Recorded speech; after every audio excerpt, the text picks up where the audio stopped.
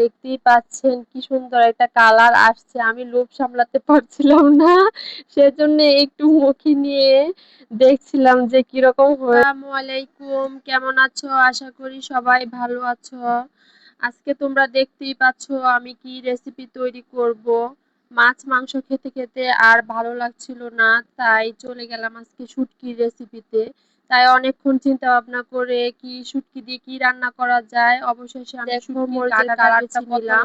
আর শুটকির গাটা তৈরি করার জন্য আমি যেন জাল না হয়, তারপরে আমি দিয়ে দিচ্ছি রসুন থেতু করে। রসুনটা একবারে পেস্ট করা যাবে না, রসুনটা থেতু করে রাখতে হবে, তবে শুটকির গাটাটা খেতে ভালো লাগবে।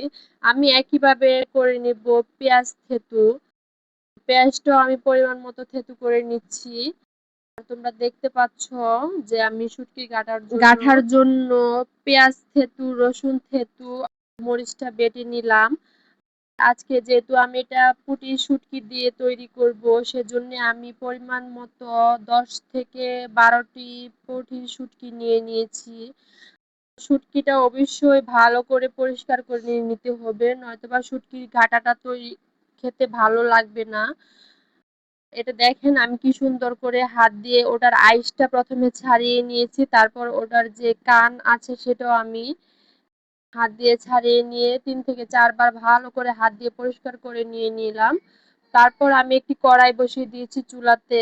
কড়াইতে পরিমাণ মতো তেল দিয়ে দিলাম। আপনাদের কাদের শুটকির কাটা খেতে ভালো লাগে অবশ্যই কমেন্টে জানাবেন। আপনারা যারা এখনো আদরের আদরি চ্যানেলটি সাবস্ক্রাইব করেন নাই, অবশ্যই আপনারা চ্যানেলটি সাবস্ক্রাইব করে দিবেন। এখন আমি প্রথমে দিয়ে দিলাম রসুন থেতু, দিয়ে তারপর দিয়ে দিব পেঁয়াজ থেতু। এখন রসুন আর পেঁয়াজটা আমি একটু ভালো করে ভেজে নিচ্ছি। শুটকির ঘাটা তৈরি করতে হলে চুলার আঁচটি মিডিয়াম লোয়ে রাখতে হবে, কারণ এটা চুলার আঁচ হাই করা যাবে না, কারণ এটা আস্তে আস্তে নাড়াচাড়া করে তারপর হচ্ছে ধৈর্য সহকারে তৈরি করতে হবে। শুটকির গাটা খেতে আমার কাছে মাছ মাংসের চাইতে আরো বেশি ভালো লাগে। এখন আমি দিয়ে দিচ্ছি পরিমাণ মতো লবণ। লবণ দেওয়ার পর আমি এখন দিয়ে দিব আস্ত কিছু রসুনের খোয়া, কারণ শুটকির গাটা খেতে যখন আস্ত রসুনের খোয়াটা হাতে পড়ে তখন শুটকির কাঁটাটা আরো বেশি ভালো লাগে।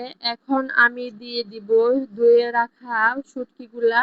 আর শুটকিগুলা আমি পেঁয়াজ রসুন থেতু করা পেঁয়াজ রসুনের সাথে শুটকিটা ভালো করে মিশিয়ে নিতে হবে, যেন শুটকির কোনো দানা না থাকে।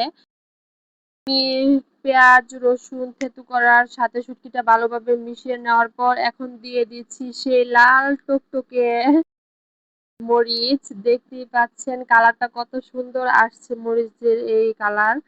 তারপর দিয়ে দিব পরিমাণ মতো হলুদ। শুটকি গাটা তৈরি করতে হলে কোনো ধরনের মশলা বা কোনো কিছু অ্যাড করতে হবে না, সেজন্য আমি একটু নেড়ে চেড়ে ঢাকনা দিয়ে ঢেকে দিলাম। এই দেখেন 5 মিনিট পর ঢাকনা খুলে এটা থেকে যতক্ষণ পর্যন্ত শুটকির গাটা পানি শুকিয়ে না আসবে ততক্ষণ পর্যন্ত এটা নেড়ে চেড়ে আবার ঢাকনা দিয়ে ঢেকে দিতে হবে, কারণ শুটকির গাটা কখন তো এবার পারফেক্ট হবে বুঝতে পারবেন, সেটা হচ্ছে শুটকির যে গাটা ওটা থেকে তেল বেরিয়ে আসবে আর পানিটা একবারে শুকিয়ে যাবে। আমি একটু নেড়ে ছেড়ে আবার ঢাকনাটা ঢেকে 2 মিনিটের জন্য রেখে দিব। ঢাকনা ঢেকে 2 থেকে 3 মিনিট পর আবার আমি চলে আসলাম। এই দেখেন ফাইনালি আজকে আমার শুটকির গাটা তৈরি। দেখতেই পাচ্ছেন কতটা লোভনীয় হয়েছে শুটকির গাটা। যে রসুনের খোয়াগুলার কথা বলেছিলাম ওগুলা আস্তই রয়ে গেছে, ওগুলা যখন খাবারের সময় হাতে চাপ দিয়ে ভাঙবো আরো খেতে অনেক ভালো লাগবে। এই হচ্ছে আমার আজকে শুটকির গাটা তৈরি হয়ে গিয়েছে। দেখতেই পাচ্ছেন কি সুন্দর একটা কালার আসছে, আমি লোভ সামলাতে পারছিলাম না, সেজন্য একটু মুখে নিয়ে দেখছিলাম যে কিরকম হয়েছে। সত্যি আজকের ভিডিওটা এই পর্যন্তই, দেখা হবে অন্য কোনো ভিডিওতে, ততক্ষণ ভালো থাকবেন। আল্লাহ।